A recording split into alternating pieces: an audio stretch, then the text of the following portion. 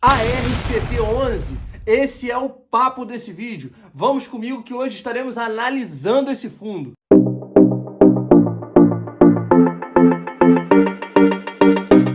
Mas antes aí de qualquer coisa, eu vou estar pedindo para vocês aí, se vocês podem me ajudar. Me ajudar como? Se inscrevendo aqui no canal, porque, para quem não sabe, hoje em dia eu trabalho na construção civil, então eu chego em casa cansadão e mesmo assim estou aqui para entregar o melhor de mim para vocês, para estar ajudando vocês a investir seu dinheiro com mais qualidade. Então eu vou estar pedindo a ajuda de vocês aí, até porque vocês sabem o quão difícil é estar crescendo aqui no YouTube, e isso só é possível com a sua ajuda, com a sua colaboração. Então, galera, se inscreve aí no canal, toca no sininho das notificações, para o YouTube te enviar os novos vídeos aqui do Galera Investe. E quando nós falamos aí do ARCT11, nós falamos de um fundo híbrido, ou seja, o fundo imobiliário aplica o seu dinheiro em diversos ativos do setor imobiliário. Ele não está preso aí em somente um ou outro ativo. Ele pode estar mesclando os seus investimentos em uma série de ativos do setor imobiliário. Hoje em dia, o fundo ele tem como gestora a Risa.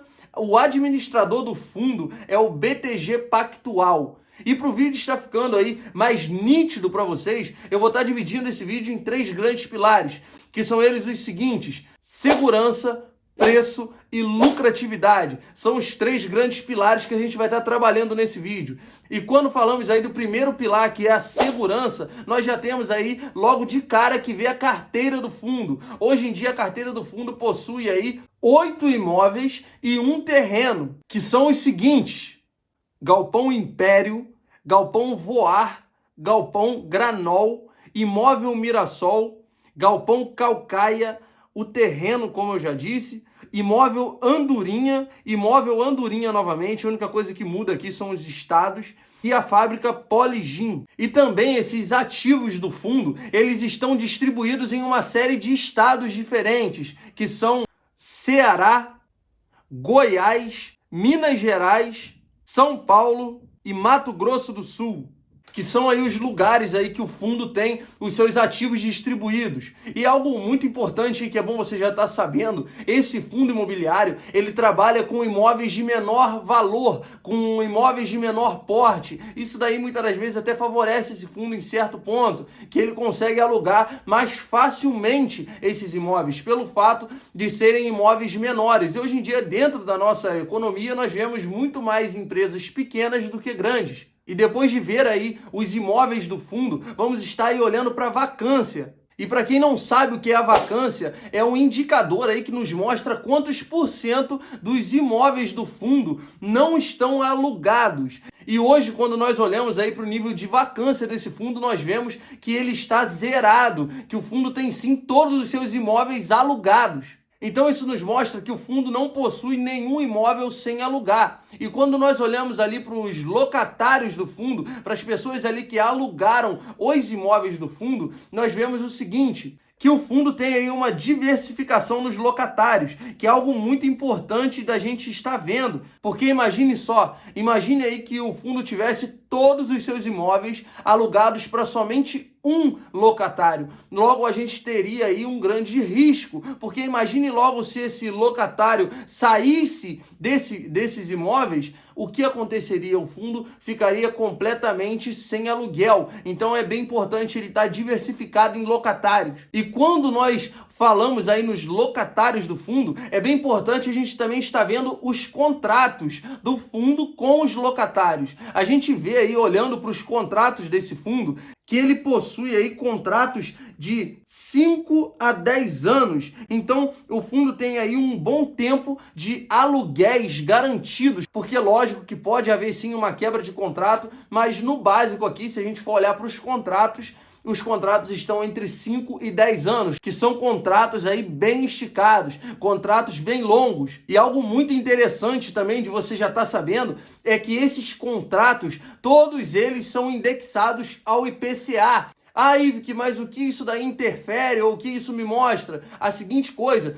que esse fundo imobiliário, ele se beneficia com o aumento do IPCA, porque quando há o aumento do IPCA, o fundo consegue distribuir mais aos seus cotistas, simplesmente porque o indexador dos contratos está no momento de alta. E quando nós olhamos aí para os indexadores, para os locatários, nós precisamos saber se eles estão pagando o FII. Então o que a gente tem que estar vendo aí é o nível de inadimplência que está tendo. E para quem não sabe o que é inadimplência, é a falta de pagamento de uma dívida ou conta ou uma obrigação financeira. É você deixar de pagar aquela obrigação que você tem. E hoje, quando nós olhamos aí para o nível de inadimplência do fundo, nós vemos aí que os locatários estão sempre pagando direitinho, estão pagando ali corretamente, porque o nível de inadimplência está zerado. Então isso é bem legal da gente estar vendo que o fundo aí possui locatários que estão conseguindo arcar com os pagamentos dos seus aluguéis, mesmo com a gente passando aí com um momento de inflação elevada, que isso daí acaba prejudicando as empresas e acaba fazendo com que o aluguel aumente. Então isso daí é um 10 aí para os locatários do fundo, porque eles estão conseguindo arcar com os pagamentos dos seus aluguéis. E um outro fato aí bem interessante para mim estar mostrando para vocês, que é o seguinte, que no dia 14/6, o fundo aí soltou um relatório onde ele mostra ali que ele tem dívidas de imóveis, que são aí as obrigações por aquisição de imóveis. Ou seja, o fundo aí tem uma certa dívida, que é aí firmada juntamente com um contrato com o locatário. Ou seja, o locatário ele vai e paga o fundo e logo esse dinheiro é repassado para o abatimento dessa dívida. E logo aí a primeira coisa que nós já vemos é um problema, porque imagine só, esse locatário ele acabe saindo aí do imóvel do fundo, o fundo acaba passando por algum problema, o FII poderia acabar não conseguindo arcar com a sua dívida. Lógico que ele teria ali o dinheiro proveniente ali da quebra do contrato. Eu sei que ele poderia usar esse dinheiro para abater essa dívida, mas no fim das contas isso não deixa de ser ali um problema para o fundo. E por último aí, mas não menos importante, o fundo também possui em carteira um CRI, que é o que faz aí ele não ser um fundo imobiliário de tijolo, e sim um fundo híbrido. Por conta aí dele ter somente um CRI em carteira, isso já faz com que ele seja um fundo imobiliário híbrido e não de tijolo. E quando nós olhamos aí para o preço do fundo, nós vemos aí que ele está sendo negociado a um preço sobre o valor patrimonial de 1,7. Isso quer dizer o quê? Que a cada R$1 de patrimônio que o fundo tem, se você comprasse hoje uma cota, você estaria pagando R$1,07. No momento que eu gravo esse vídeo, cada cota do fundo está sendo negociada aí a R$ 107,40, que é um valor aí super acessível para qualquer um, mas o seu valor patrimonial por cota está em R$ 100,54, que reforça aí o que o preço sobre o valor patrimonial está nos mostrando, que ele está sendo negociado aí um pouquinho acima, que não deixa aí de ser um ágio em cima das cotas desse fundo. Ele está sendo negociado um pouquinho acima do seu valor real. E quando nós olhamos aí para a lucratividade do fundo, nós vemos aí o fundo imobiliário entregando aí um dividend yield de 16,13%, que é um dividend yield aí bem atraente, ainda mais para um fundo imobiliário aí que tem na sua carteira a maioria dos ativos de tijolo. Então ele tem entregado aí um belo dividend yield, mas só para deixar algo nítido para vocês que esse dividendo tão elevado, ele é aí reflexo do IPCA estar bem esticado e dos contratos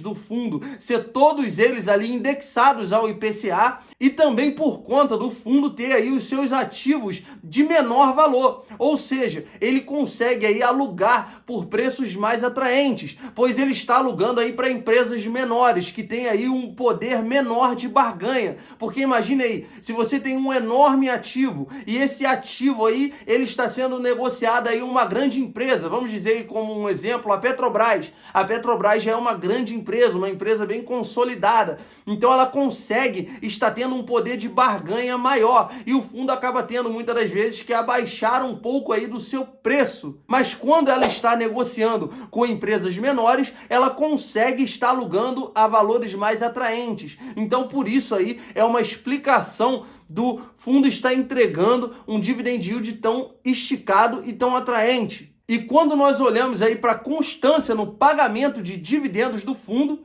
nós vemos que o fundo sim paga com constância, constantemente ele está pagando e ele sim está tendo aí um aumento levemente aí nos seus rendimentos.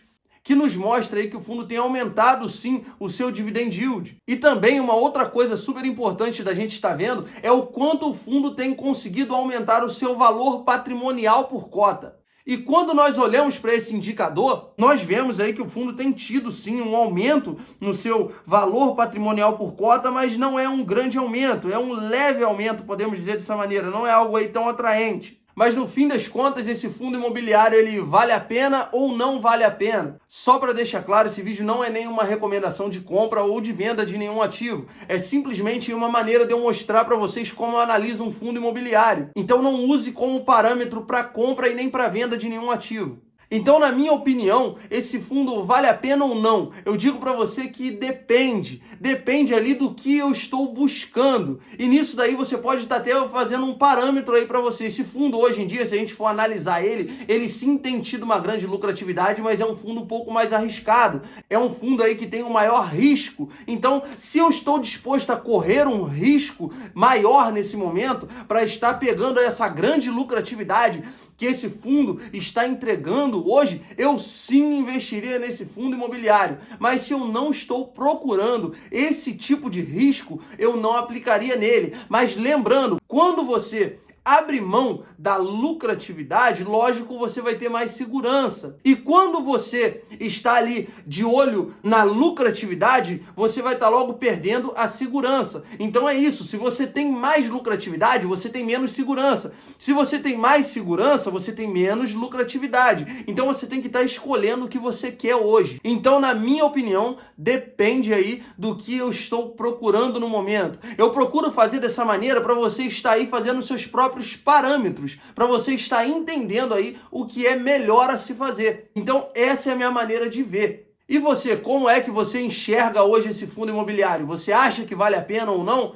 Coloca aí nos comentários desse vídeo, dá o like nesse vídeo se realmente esse vídeo te ajudou de alguma forma e não se esquece, se inscreva aí no canal para estar ajudando o nosso canal a crescer. É isso daí, esse foi o vídeo de hoje e tamo junto, galera. Tchau!